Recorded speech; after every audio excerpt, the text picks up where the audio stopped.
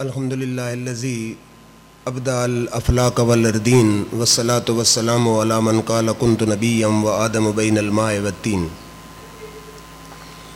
اما بعد فاعوذ باللہ من الشیطان الرجیم بسم اللہ الرحمن الرحیم انا انزلناہ فی لیلۃ القدر لیلۃ القدر خیر من الف شہر صدق اللہ مولانا العظیم۔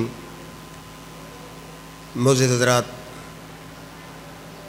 حضور اکرم صلی اللہ علیہ وآلہ وسلم ایک دن تشریف فرما تھے۔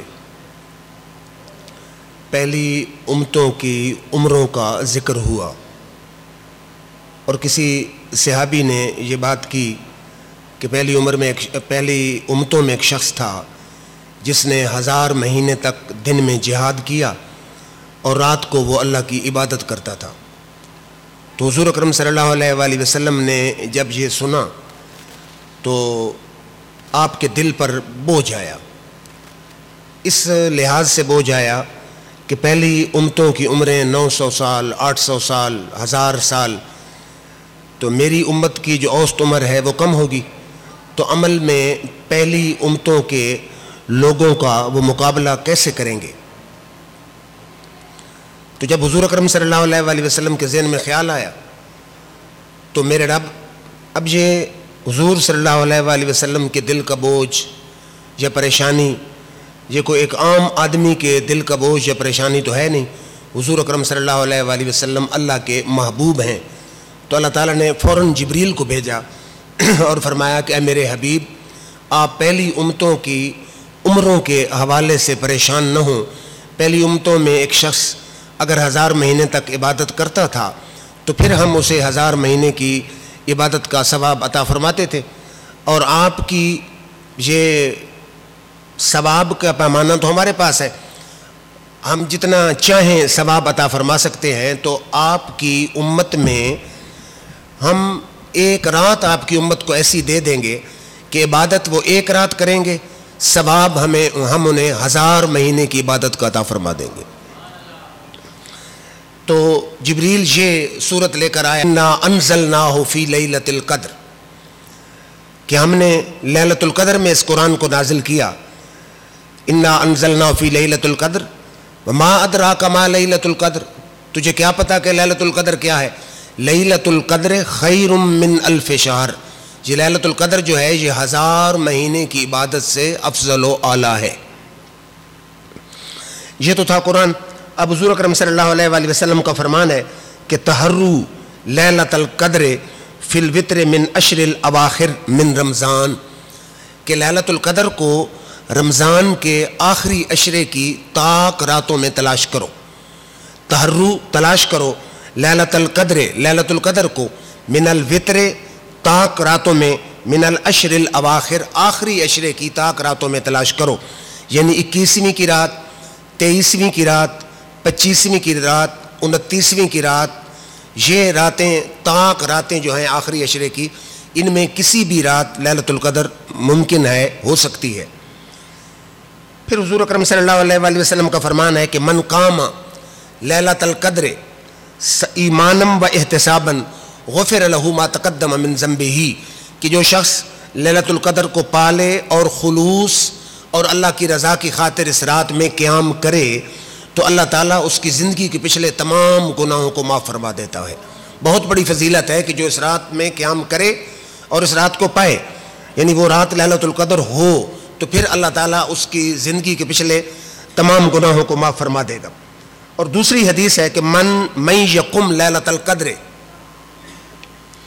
فیوافقها اراہ فقال ایمانا و احتسابا غفر له، کہ جو لیلۃ القدر میں قیام کرے پھر اس کو پا بھی لے، موافقت کر لے، دیکھ لے، پا لے، اور قیام کیسے کرے؟ ایمانا و احتسابا، خلوص اور اللہ کی رضا کی خاطر، غفر له، اس کی زندگی کے پچھلے گناہ بھی اللہ تعالیٰ معاف فرما دیتا ہے۔ پھر حضرت عائشہ الصدیقہ ام المومنین رضی اللہ تعالیٰ عنہا سے پوچھا گیا کہ اگر کوئی شخص اس رات کو پا لے تو دعا کون سی مانگے؟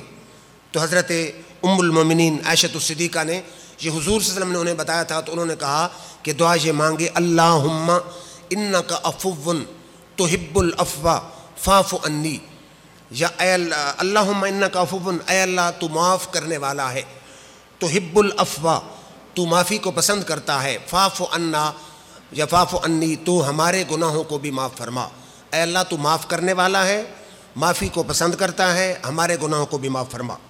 صحیح مسلم اور مشکات میں حدیث ہے کہ حضرت ابی بن کعب نے کہا، عبداللہ بن مسعود کہتے ہیں کہ جو شخص روزانہ آخری پہر رات کا وہ اس میں جاگے تو وہ شخص لیلۃ القدر کو پا لے گا۔ تو جب اس بات کو سنا عبداللہ بن مسعود نے کہا کہ جو شخص اس آخری پہر یعنی سارے سال میں آخری پہر رات کا جاگے تو وہ پا سکتا ہے۔ تو جب ابی بن کعب نے سنا، ابی بن کعب کی یہ بات عبداللہ بن عباس نے سنی، تو آپ نے فرمایا خدا رحم فرمائے ہمارے بھائی پر، یہ رمضان کے آخری عشرے میں آتی ہے، بلکہ یہاں تک انہوں نے کہا کہ میں اللہ کی قسم اٹھا کر کہتا ہوں کہ 27 رمضان کی رات ہی شب قدر ہوتی ہے۔ یہ کون کہہ رہا ہے؟ یہ عبداللہ بن عباس فرما رہے ہیں کہ میں قسم اٹھا کر کہتا ہوں کہ 27 رمضان کی جو رات ہے یہی شب قدر اور لیلۃ القدر ہے۔ پوچھا گیا کہ آپ کو کیسے پتہ ہے کہ وہ 27 کی رات ہی لیلۃ القدر ہے؟ تو انہوں نے فرمایا کہ حضور اکرم صلی اللہ علیہ وآلہ وسلم نے جو نشانی بتائی اس لیلۃ القدر کی، اس رات نشانی کیا بتائی کہ اس رات کی اگلی صبح جو سورج ہوتا ہے وہ بغیر شعاؤں کے طلوع کرتا ہے۔ تو یہ نشانی میں نے اسی رات کے اگلے دن پائی کہ اگلے دن جو سورج طلوع ہوگا تو بغیر شعاؤں کے طلوع ہوگا۔ یہ کس نے کہا؟ یہ عبداللہ بن عباس نے کہا۔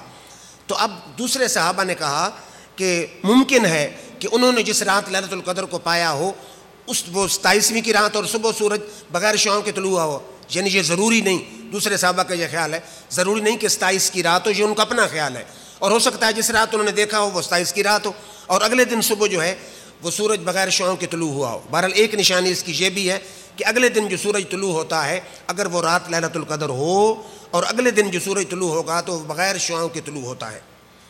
اور پھر بخاری اور مسلم اور مشکات تینوں میں یہ حدیث ہے کہ رمضان شریف کے آخری عشرہ جب شروع ہوتا تو حضور اپنی کمر ہمت کو باندھ لیتے، خود جاگتے اور گھر والوں کو جگاتے، یعنی پہلے 2 عشروں کی نسبت آخری عشرے میں حضور صلی اللہ علیہ وسلم زیادہ جاگتے، عبادت و ریاضت میں زیادہ محنت کرتے اور گھر والوں کو بھی جگاتے۔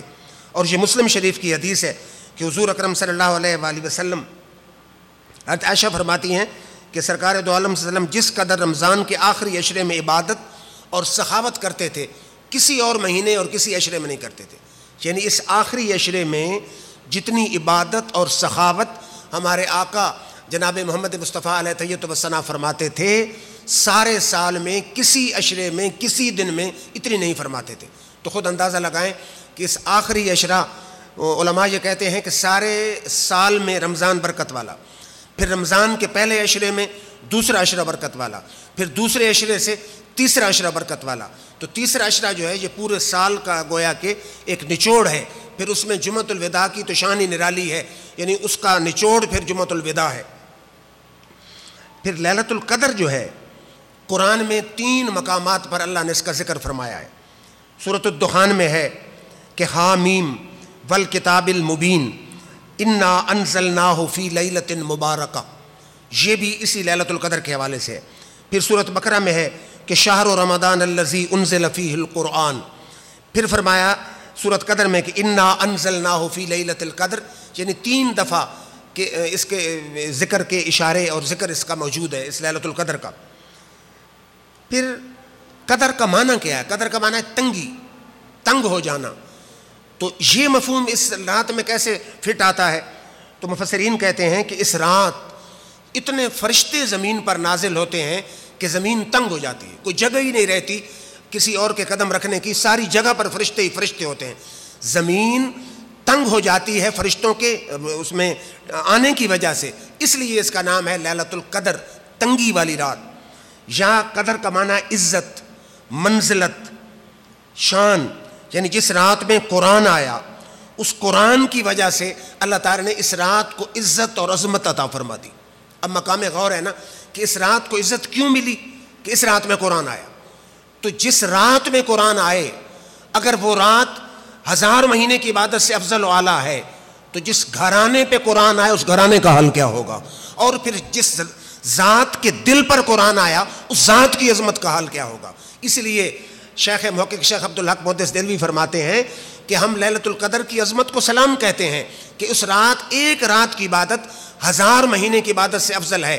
اور افضل کیوں ہے؟ اس رات میں قرآن آیا، اس رات میں فرشتے اترتے ہیں، تتنزل الملائکۃ والروح، فرشتے آتے ہیں، جبریل آتا ہے۔ جس رات میں فرشتے آئیں اور جبریل اترے وہ 1000 مہینے سے افضل ہے، اور جس مہینے میں فرشتوں کا رسول آئے یعنی سرکار دو عالم محمد صلی اللہ علیہ وسلم جس رات میں تشریف لائیں تو یقیناً اس رات کی فضیلت لیلۃ القدر سے بھی زیادہ ہوگی۔ یہ محدثین کہہ رہے ہیں، شیخ عبدالحق محدث دہلوی اور اس کیٹیگری کے محدثین کہتے ہیں کہ وہ رات بھی اپنی عظمتوں سے اس کی بھی شان نرالی ہے، کیونکہ یہ ایک اصول ہے کہ اگر قرآن آئے تو اس کو عظمت ملتی ہے، فرشتے اتریں تو عظمت ملتی ہے۔ جس رات میں فرشتوں کا رسول آتا ہے یہ واضح بات ہے کہ اس رات کی عظمتوں کے تو کہنے ہی کیا ہے۔ رات کو متعین کیوں نہیں کیا گیا؟ اور بھی وجہ ہیں۔ حضور صلی اللہ علیہ وسلم تشریف لائے اور 2 آدمی آپس میں جھگڑ پڑے تو حضور صلی اللہ علیہ وسلم نے فرمایا میں آیا تھا کہ اس کی تعیین بتا دوں کہ کس رات میں ہے، لیکن مسلمانوں کے جھگڑے کی وجہ سے اللہ تعالیٰ نے اس تعیین کو اٹھا لیا۔ اور ایک حکمت علماء یہ بھی بیان کرتے ہیں کہ رات کو متعین نہیں کیا گیا، اگر متعین کر دیا جاتا تو کوئی اگر گناہ بھی کرتا تو گناہ کا بھی ایسے ہی اس کو گناہ کئی گنا زیادہ گناہ ملتا، جیسے یہ رات عبادت کے لحاظ سے 1000 مہینے سے افضل و اعلیٰ تھی، پھر گناہ کے لحاظ سے گناہ بھی اسے اسی طرح ملتا اتنا ہی۔ اس لیے اس امت کی بہتری میں اس رات کی تعیین کو اٹھا لیا گیا۔ اگر تعیین کر دی جاتی اور پھر بھی کوئی گناہ کرتا تو پھر گناہ بھی ایسے ہی اس کو کئی گنا زیادہ گناہ اس کا ملتا۔ برکت والی رات ہے۔ شروع کہاں سے ہوتی ہے یہ نہیں بتایا گیا کہ سورج کے غروب ہونے سے برکتیں شروع ہو جاتی ہیں، ابتدا نہیں بتائی گئی، لیکن انتہا بتائی گئی، حتیٰ مطلع الفجر، سحری کے ختم ہونے تک یہ ساری رات برکتیں ہی برکتیں رہتی ہیں۔ خاتمہ بتایا گیا کہ جب سحری کا اختتام ہوتا ہے، فجر صبح صادق طلوع ہوتی ہے، اس سے پہلے پہلے ساری رات برکتیں، رحمتیں، اللہ تعالیٰ کی طرف سے نزول ہی نزول ہو رہا ہوتا ہے رحمتوں اور برکتوں کا۔ اس کے بعد امام بہقی نے شعب الایمان میں یہ لکھا کہ اذا کانت لیلۃ القدر یامر اللہ عز و جل جبریل علیہ السلام، کہ جب لیلۃ القدر آتی ہے تو اللہ تعالیٰ جبریل علیہ السلام کو حکم دیتا ہے، فَيَهْبِطُ فِي كُبْكُبِهِ مِنَ الْمَلَائِكَةِ، فرشتوں کے گروہ میں جبریل نازل ہوتا ہے، اترتا ہے، وَلَهُ مِئَةُ جَنَاحٍ، اس کے 100 پر ہوتے ہیں، مِنْهَا جَنَاحَانِ لَا يَنْشُرُهُمَا إِلَّا فِي تِلْكَ اللَّيْلَةِ، اس میں 2 پر ایسے ہیں جو اس رات کے علاوہ کبھی کھولتے ہی نہیں ہیں۔ 100 پر ہوتے ہیں، 2 پر صرف اسی رات میں کھولتا ہے، باقی کسی رات میں نہیں کھولتا۔ فَيُجَاوِزَانِ الْمَشْرِقَ وَالْمَغْرِبَ، وہ پر جب کھولتا ہے تو مشرق کو بھی پہنچ جاتا ہے پر، اور مغرب کو بھی پہنچ جاتا ہے۔ فرمایا مَاهُمْ لِوَاءٌ أَخْضَرٌ، اور جبریل کے ساتھ ایک سبز جھنڈا ہوتا ہے، فَيَرْكُزُ لِوَاءً عَلَى ظَهْرِ الْكَعْبَةِ، وہ سبز جھنڈا کعبے کے اوپر جبریل فٹ کر دیتا ہے۔ یہ روایت ہے بہقی میں۔ اور تفسیر جلالین جو ہمارے مدارس میں پڑھائی جاتی ہے، دیوبندی مدارس میں یہ شامل ہے، نصاب کتاب ہے تفسیر کی تو بے شمار کتابیں ہیں، لیکن یہ ہمارے مدرسہ کے نصاب میں شامل ہے۔ تمام علماء اہل سنت، علماء دیوبند اس تفسیر کو پڑھاتے ہیں اور اس کے ساتھ تفسیر بیضاوی بھی پڑھاتے ہیں۔ بہرحال اس میں ہے کہ رویہ اذا کان لیلۃ القدر، یہ روایت ہے کہ جب لیلۃ القدر آتی ہے، وَمَاهُ أَرْبَعَةُ أَلْوِجَةٍ، جبریل جب اترتا ہے تو 4 جھنڈے اس کے پاس ہوتے ہیں، يَنْصُبُ لِوَاءً عَلَى قَبْرِ النَّبِيِّ صلی اللہ علیہ وسلم، ایک جھنڈا حضور صلی اللہ علیہ وسلم کی مزار انور پر لگاتا ہے، اور ہے کہ وَلِوَاءً عَلَى ظَهْرِ الْبَيْتِ الْمُقَدَّسِ، اور ایک جھنڈا بیت المقدس میں لگاتا ہے، وَلِوَاءً عَلَى الْمَسْجِدِ الْحَرَامِ، ایک جھنڈا مسجد حرام پر لگاتا ہے، وَلِوَاءً عَلَى طُورِ سینا، اور ایک جھنڈا طور سینا پر۔ 4 جھنڈے، ایک حضور صلی اللہ علیہ وسلم کی مزار پر، ایک کعبہ ابراہیمی پر، ایک بیت المقدس پر، اور ایک طور سینا پر، 4 جھنڈے لگاتا ہے۔ اب اس روایت میں ہے فَيُسَلِّمُونَ عَلَى كُلِّ قَائِمٍ وَقَائِدٍ وَمُسَلٍّ وَذَاكِرٍ، فرشتے آ جاتے ہیں اور فرشتے ہر کھڑے ہو کے نفل پڑھنے والے پر سلام بھیجتے ہیں، پہلی بات۔ وَقَائِدٍ، بیٹھ کے عبادت کرنے والے پر بھی فرشتے سلام بھیجتے ہیں۔ وَمُسَلٍّ، نماز پڑھنے والے پر بھی سلام بھیجتے ہیں۔ وَذَاكِرٍ، اللہ کا ذکر کرنے والے پر بھی سلام بھیجتے ہیں۔ کھڑے ہو کے نفل پڑھنے والے پر بھی سلام، بیٹھ کے پڑھنے والے پر بھی سلام، نماز پڑھنے والے پر بھی سلام، ذکر کرنے والے پر بھی فرشتوں کی اتنی بڑی جماعت سلام بھیجتی ہے. پہلی بات. وَيُؤْمِنُونَ عَلَىٰ دُعَائِهِمْ حَتَّىٰ مَطْلَعِ الْفَجْرِ، اور سحری تک جتنے بھی بندے دعا مانگتے ہیں فرشتے اس پر آمین کہتے ہیں. یہ اللہ تعالیٰ کی طرف سے فرشتے آتے ہیں، اور اگر مسلمان جو بھی دعا جہاں بھی مانگ رہے ہوتے ہیں، وہ کوئی بھی دعا مانگتے ہیں فرشتے کہتے ہیں آمین. اور جس وقت فجر طلوع ہو جاتی ہے، یعنی صبح صادق طلوع ہو جاتی ہے، صبح کی نماز کا وقت ہوتا ہے، تو جبریل آواز کرتے ہیں یا معاشر الملائکہ الرحیل الرحیل، کہ فرشتوں اب روانگی کا وقت ہے، اے فرشتوں کے گروہ، الرحیل کوچ کوچ، روانگی کا وقت ہے، روانگی کا وقت ہے. یہ جبریل آواز کرتا ہے ان کو اکٹھا کرنے کے لیے. تو فرشتے اکٹھے ہو جاتے ہیں. فیقولون یا جبریل ما صنع اللہ من حوائج المؤمنین من امت محمد. اب فرشتے اکٹھے ہو جاتے ہیں اور سوال کرتے ہیں جبریل ہمیں ذرا یہ بتا کہ مومنوں کی امت محمد عربی صلی اللہ علیہ وسلم کے مومنوں کی حاجات کے بارے میں اللہ نے کیا کیا. لوگ ساری رات اللہ سے دعائیں مانگتے رہے، حاجتیں مانگتے رہے، گناہوں کی بخشش مانگتے رہے. مومن جو دعائیں مانگتے رہے حاجات کے حوالے سے، اس کے بارے میں اللہ نے کیا کیا. یہ فرشتے جبریل سے پوچھتے ہیں. اب جبریل کہتا ہے فیقول جبریل نظر اللہ الیہم فی ہذہ اللیلہ. جبریل کہتا ہے اللہ نے بندوں کی طرف خود نظر فرمائی ہے، اس رات میں اللہ نے بندوں کی طرف خود نظر فرمائی ہے. وعفا عنہم وغفر لہم، ان کے گناہوں کو معاف فرما دیا ہے، ان کے گناہوں سے درگزر بھی فرما دیا ہے اور گناہوں کو معاف بھی فرما دیا. یہ کون کہتا ہے؟ یہ جبریل امین کہتے ہیں فرشتوں کے سوال کے جواب میں کہ بندوں کی حاجات کے بارے میں کیا ہوا. جبریل کہتا ہے اللہ نے خود نظر شفقت فرمائی ہے بندوں کی طرف، اور نظر فرمانے کے بعد ان سے درگزر بھی فرما دیا ہے، گناہوں کو معاف بھی فرما دیا. الا اربعۃ، ساتھ یہ بات بھی ہے سوائے چار کے. اب چار کون سے ہیں؟ پہلا ہے عادی شرابی، دوسرا ہے والدین کا گستاخ، تیسرا ہے قطع رحم کرنے والا.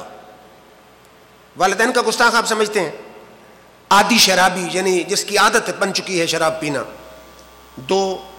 تیسرا ہے قطع رحمی کرنے والا یعنی رشتہ داروں سے بلا وجہ تعلقات کو توڑنے والا. رحم صلہ رحمی ہے رشتہ داروں سے اچھا سلوک کرنا، اچھے تعلقات قائم کرنا. قطع رحمی ہے ان سے تعلقات کو توڑنا. اور حضور اکرم صلی اللہ علیہ وسلم کے پاس ایک شخص آیا نا، اس نے کہا جی کہ میں رشتہ داروں سے اچھا سلوک کرتا ہوں، وہ برا سلوک کرتے ہیں، اب میں کیا کروں؟ حضور صلی اللہ علیہ وسلم نے فرمایا تو اچھا سلوک کیے رکھ، جب تک تو ان کے ساتھ اچھا سلوک کرے گا وہ برا کرتے رہیں گے، اللہ تیری حفاظت کے لیے فرشتہ مقرر کر دے گا جو تیری حفاظت کرتا رہے گا. اور حضور نے فرمایا میرا یہ درس نہیں کہ وہ اچھا سلوک کریں تو اچھا سلوک کر، فرمایا میرا درس یہ ہے، میری سنت یہ ہے اچھا سلوک کریں تو پھر بھی اچھا کر، اگر برا سلوک کریں تو پھر بھی اچھا سلوک کر. چوتھا جو ہے وہ میرے خیال میں ہے کہ عادی زانی. یہ چار شخص ایسے ہیں کہ جن پر یا عادی جانی ہے یا جادوگر ہے، ان پر اللہ تعالیٰ نظر شفقت نہیں فرمائے گا. اس کے علاوہ جتنے بھی ہاتھ اٹھا کے اللہ سے گناہوں کی معافی مانگیں گے اللہ سب کے گناہ معاف فرما دے گا. اور اس کے بعد الترغیب میں ہے کہ جبریل اس رات کے اندر کچھ لوگوں سے مصافحہ کرتے ہیں. جبریل مصافحہ کرتا ہے، ہاتھ ملاتا ہے، اور روایت میں ہے کہ ہو سکتا ہے بندے کو خود بھی پتہ نہ ہو کہ میرے ساتھ جبریل نے ہاتھ ملایا یا نہیں. ہاتھ ملاتا ہے لیکن بندوں کو پتہ نہیں چلتا کہ جبریل نے میرے ساتھ ہاتھ ملایا یا نہیں. ہاں اس کی ایک نشانی ہے کہ جبریل خوش قسمت کون ہے جس کے ساتھ جبریل نے ہاتھ ملایا. روایت میں ہے یرق قلبہ تکسر دموعہ، کہ دل اگر نرم ہو جائے اور آنسوؤں کی کثرت ہو جائے تو سمجھ لے کہ میں وہ خوش نصیب ہوں جس کے ساتھ جبریل نے ہاتھ ملایا. یعنی اس رات کا ایک انعام یہ بھی ہے کہ جس پر رب چاہتا ہے فضل اضافی کرنا، زیادہ فضل فرمانا، فضل عظیم کرنا، جبریل اس بندوں کے ساتھ آ کے ہاتھ ملا دیتا ہے. اب ہاتھ ملانے کے متعلق ہے کہ ہو سکتا ہے بندے کو خود بھی پتہ نہ ہو کہ میرے ساتھ جبریل نے ہاتھ ملایا، کیونکہ فرشتے تو نظر نہیں آتے. تو آگے لکھتے ہیں کہ دل اگر نرم ہو جائے، یرق قلبہ، دل نرم ہو جائے، دل کی نرمی حاصل ہو جائے، وتکسر دموعہ، اور آنکھوں سے آنسو جاری ہو جائیں، سمجھ لے کہ میری قسمت جاگ اٹھی ہے، جبریل نے میرے ساتھ ہاتھ ملایا. تو ہمیں چاہیے کہ اس رات کو غنیمت سمجھتے ہوئے اور یہ بھی ذہن میں رہے کہ یہ جمعۃ الوداع کی رات ہے، اور یہ قبلہ والد صاحب فرمایا کرتے تھے نا کہ سارے سال میں رمضان برکت والا، رمضان کے پہلے عشرے میں دوسرا عشرہ برکت والا، دوسرے عشرے سے تیسرا عشرہ برکت والا، پھر تیسرے عشرے میں جمعۃ الوداع برکت والا۔ یہ تو اور ہی برکتوں والی ہے کہ جمعے کی رات بھی ہے، 27ویں کی رات بھی ہے۔ اس لیلۃ القدر کے حوالے سے کہ حضرت عمر فاروق نے ایک دفعہ اسپیشل صحابہ کی میٹنگ بلائی کہ تعیین کی جائے کہ لیلۃ القدر کس رات ہے۔ آپ نے عبداللہ بن عباس رضی اللہ تعالیٰ عنہ کو بلایا اور صحابہ کو بلایا۔ جب آ گئے تو زید بن ثابت نے کہا عمر یہ مہاجرین کے بیٹوں کو تم نے بلا لیا ہے، یہ عبداللہ بن عباس تو لڑکا ہے۔ اور عبد الرحمن بن عوف نے کہا کہ عبداللہ بن عباس تمہارے پوتوں کی عمر کا ہے، اے عمر آپ نے ان کو بھی بلا لیا، کچھ سینئر صحابہ بلاتے۔ تو عمر فاروق نے کہا کہ یہ ہے تو چھوٹا، ایک تو خاندان نبوت میں سے ہے، کملی والے کے خاندان سے ہے، اور دوسرے میرے آقا نے اس کے لیے دعا فرمائی ہے اللہم فقہہ فی الدین، اس لیے میں نے ان کو بلایا ہے۔ چنانچہ حضرت عمر فاروق نے کہا، اور حضرت عمر نے کہا کہ اللہ تعالیٰ نے ان کو علم کے خزانے عطا فرمائے، عبداللہ بن عباس کو، اس لیے میں نے بلایا ہے۔ بہرحال عمر فاروق نے کہا کہ عبداللہ بن عباس کون سی رات ہے لیلۃ القدر؟ تو آپ نے فرمایا کہ 27 رمضان کی رات لیلۃ القدر ہے۔ اب حضرت عمر فاروق نے کہا کہ دلیل کیا ہے؟ تو حضرت عبداللہ بن عباس نے کہا ان اللہ وتر یحب الوتر، اللہ ایک ہے، طاق ہے، اور طاق عدد کو پسند کرتا ہے۔ یہ حدیث پڑھی آپ نے، اور پھر فرمایا کہ اللہ طاق ہے، طاق عدد کو پسند کرتا ہے، اور جس عدد کو اللہ زیادہ پسند کرتا ہے وہ 7 کا عدد ہے۔ عبداللہ بن عباس حبر الامت، ان کو کہتے ہیں حبر الامت، امت کا بہت بڑا فقیہ، بہت بڑا عالم۔ حضور نے خود ہاتھ اٹھا کے دعا مانگی اللہم فقہہ فی الدین، اے اللہ میرے اس چچا زاد بھائی کو دین کی سمجھ عطا فرما۔ اور عبداللہ بن عباس فرمایا کرتے تھے کہ اگر میرے اونٹ کی رسی گم ہو جائے تو میں قرآن پڑھ کے تلاش کر سکتا ہوں کہ میری اونٹ کی رسی کہاں پڑی ہے، اتنا اللہ نے انہیں علم عطا فرمایا تھا۔ اونٹ کی رسی گم ہو میں تلاش کر سکتا ہوں کہاں پڑی ہے۔ تو انہوں نے کہا کہ پہلی بات ہے کہ اللہ تعالیٰ طاق ہے، خود طاق ہے، طاق عدد کو پسند کرتا ہے۔ پھر طاق تو 3 بھی ہے، طاق تو 1 بھی ہے، طاق تو 5 بھی ہے، طاق تو 7 بھی ہے، 9 بھی ہے، 11 بھی ہے۔ انہوں نے فرمایا 7 کا عدد اللہ کو زیادہ پسند ہے۔ دلیل کیا ہے؟ آپ نے فرمایا کہ آسمان 7 ہیں، زمینیں 7 ہیں، ہفتے کے دن 7 ہیں، سورۃ فاتحہ کی آیات 7 ہیں، حامیم سے جو صورتیں شروع ہوتی ہیں ان کی تعداد 7 ہیں، کعبہ کی طواف کی باریاں 7 ہیں، صفا مروہ میں ساج کے سلسلے 7 ہیں، اعضائے سجدہ 7 ہیں، یوسف علیہ السلام کے زمانے میں بادشاہ نے جو خواب میں گائیں دیکھیں ان کی تعداد 7 ہے، بالی 7 ہیں، یعنی سٹے جو نکلتے ہیں یہ 7 ہیں، نسب کے جو رشتے حرام ہیں ان کی تعداد 7 ہے، سسرالی رشتے جو حرام ہیں ان کی تعداد 7 ہے، دوزخ کے دروازے 7 ہیں، دوزخ کے درجے 7 ہیں۔ 7 کا عدد رب کو پسند ہے۔ اور آپ نے فرمایا کہ لیلۃ القدر، اس کے الفاظ حروف کتنے؟ 9، اور لیلۃ القدر کا ذکر کتنی بار آیا ہے؟ سورت میں 3 بار۔ انہوں نے فرمایا 9 کو 3 سے ضرب دو تو 27 بنتا ہے، مجھے یقین کامل ہے کہ یہ 27 کی رات ہی لیلۃ القدر ہے۔ اس کے بعد ابو داؤد کی حدیث ہے کہ ان معاویہ بن ابی سفیان ان النبی صلی اللہ علیہ وسلم فی لیلۃ القدر قال لیلۃ القدر لیلۃ 27۔ جلیل القدر صحابی امیر معاویہ بھی فرمایا کرتے تھے کہ لیلۃ القدر 27 رمضان کی رات ہے، اور امام اعظم ابو حنیفہ رحمۃ اللہ علیہ جن کی ہم تقلید کرتے ہیں ان کا بھی یہی خیال ہے کہ لیلۃ القدر 27ویں کی رات ہے، اور شیخ عبد القادر جیلانی غوث اعظم غوث سمدانی آپ کا بھی یہی نظریہ ہے کہ لیلۃ القدر 27ویں کی رات ہے۔ تو بہرحال زیادہ دلائل 27ویں کی رات کی طرف ہیں، لیکن صرف یہ نہیں کہ 27ویں کی رات انسان عبادت کر کے سو جائے، 29ویں کی رات بھی محنت کرنی، کوشش کرنی چاہیے۔ ہو سکتا ہے 29 کی رات ہو، دوسرے صحابہ کا قول صحیح ہو، بہرحال زیادہ اقوال 27ویں کی رات پر ہیں۔ اور جیسے میں عرض کر رہا تھا کہ سارے سال میں رمضان برکت والا، پھر پہلے عشرے سے دوسرا، پھر دوسرے سے تیسرا، پھر تیسرے سے جمعۃ الوداع برکت والا۔ جمعۃ الوداع کی رات بھی ہے، 27ویں کی رات بھی ہے۔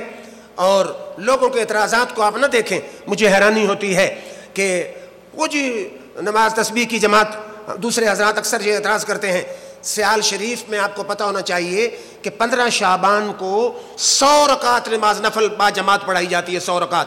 یہ خواجہ قمر الدین سیالوی، جن کو شیخ الاسلام والمسلمین اور ولی کامل کہا جاتا ہے، وہ خود اپنے دور میں پڑھایا کرتے تھے۔ تو بہرحال میں نے پہلے بخاری کی حدیث پڑھی بھی ہے کہ حضور اپنے صحابی کے گھر گئے اور آپ نے نفلوں کی جماعت کرائی۔ تو علماء حقہ جو کہتے ہیں کہ کبھی کبھی اگر نفلوں کی جماعت کرا بھی دی جائے تو کوئی ایسی خرابی نہیں ہے۔ پھر رمضان کا آخری عشرہ، پھر جمعۃ الوداع کی رات، پھر 27 رمضان کی رات، رمضان کی گزرتی گھڑیاں، پھر پچھلی رات، سحری کا وقت، مسلمانوں کا بہت بڑا اجتماع، پھر جامع مسجد جو قبیلے اور حدیثوں میں آتا ہے نا، میں نے پہلے حدیث ابن ماجہ کی سنائی ہے، ایک محلے کی مسجد ہے، ایک مسجد قبائل ہے، پھر ایک جامع مسجد ہے، جامع مسجد میں انسان جمع ہوں۔ جامع مسجد بھی وہ جس میں کم از کم 11 اللہ کے عظیم اولیاء کے قدم لگ چکے ہوں، اور جامع مسجد بھی وہ جس میں ولی وقت فقیہ اللہ صلی اللہ علیہ وسلم یار محمد بندیالوی کے کتنے سال قدم لگے ہوں، اور جس میں ولی وقت میرے والد ذی وقار صاحبزادہ محمد عبدالحق کے قدم لگے ہوں۔ برکتیں ہی برکتیں، رحمتیں ہی رحمتیں، فضیلتیں ہی فضیلتیں۔ اعتراضات کو چھوڑیے، آپ خلوص کے ساتھ آئیں اور محنت کے ساتھ، کوشش کے ساتھ اپنے گناہوں کو یاد کر کے، آنسو بہا کے اللہ کے حضور اپنے گناہوں کی معافی مانگیں۔ مجھے اپنے رب سے یہ امید ہے کہ جو بھی اللہ رب العزت کے گھر میں امید رکھ کے آئے گا کہ الہ العالمین میرے آنسوؤں کی سوغات کو قبول فرماتے ہوئے میرے گناہوں کو معاف فرمائے گا، انشاءاللہ اللہ تعالیٰ ضرور اس کے گناہوں کو معاف فرما دے گا۔ اور حضور اکرم صلی اللہ علیہ وسلم کی حدیث ہے نا کہ مکھی کے سر کے برابر بھی آنسو اگر خوف خدا میں نکل آئے، اللہ اس چہرے کو دوزخ میں حرام فرما دیتا ہے۔ ہمارا کام ہے کوشش کرنی، محنت کرنی، آگے صلہ اور بدلہ تو اللہ نے ہی عطا کرنا ہے۔